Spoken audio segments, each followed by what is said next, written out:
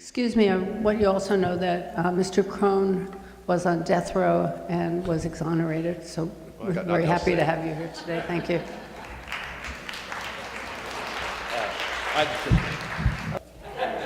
No, in all seriousness, I wish I had nothing to add to this, that I had no reason to say anything about the death penalty, but it changed my mind. Me, from a small agricultural town in Pennsylvania that believed in the death penalty when I was young, my experience, firsthand experience, and you're going to hear from me, is what changed my opinion of the death penalty. I'm sorry, please talk more into the mic. I don't like being lied to.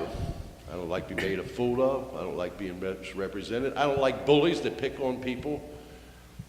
I don't like people in power that use victims' pain and suffering for their own personal gain and advancement. And that's what I learned about the death penalty. I found out I am the worst of the worst. They sent me to death in Arizona. 6 years Air Force veteran, active duty to the Air Force. 7 years post office employee. I didn't have a record.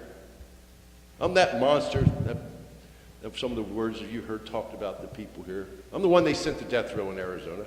Because you know what? I didn't show remorse. I didn't show regret for a crime I didn't commit. I didn't apologize and say I'm sorry for something I didn't do. I was promptly called a monster, an unremorseful killer. The snaggletooth killer I was in the newspaper. You talk about the pain of victims. You should have seen the look in my mom's eye when she came to visit me on death row. When I'm shackled at the waist, chained at my ankles, had one hand taken loose so they could pick up the phone and chain me to the table and see the look in my mom's eyes, my little sister's eyes. I know about victimhood, but I don't ever confuse people that are against the death penalty as soft on crime. I want them all to be locked up in there. They deserve to be in there. But don't also confuse it. You think the death penalty is for the worst, and it's the ultimate punishment.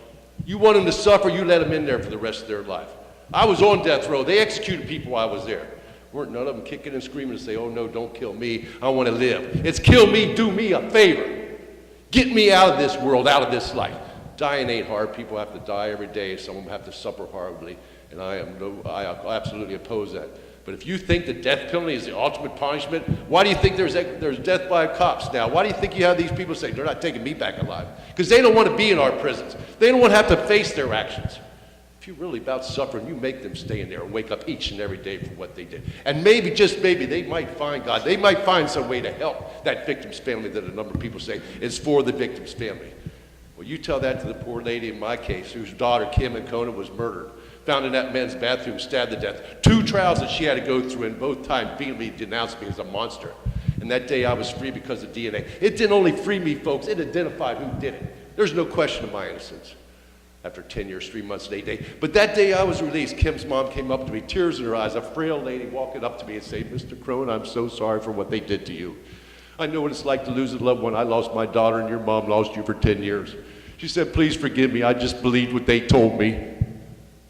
Talk about victims. How many victims are out there, folks? How many people are a victim of the death penalty? Not just as a person executed. I got a mom, I got a little sister. I'm the oldest in my family. I had a grandma and grandparents. You know, we start deciding who should live and who should die. When we start deciding who is better than others, whose life is more important than somebody else's, doesn't that start sounding like we're playing God?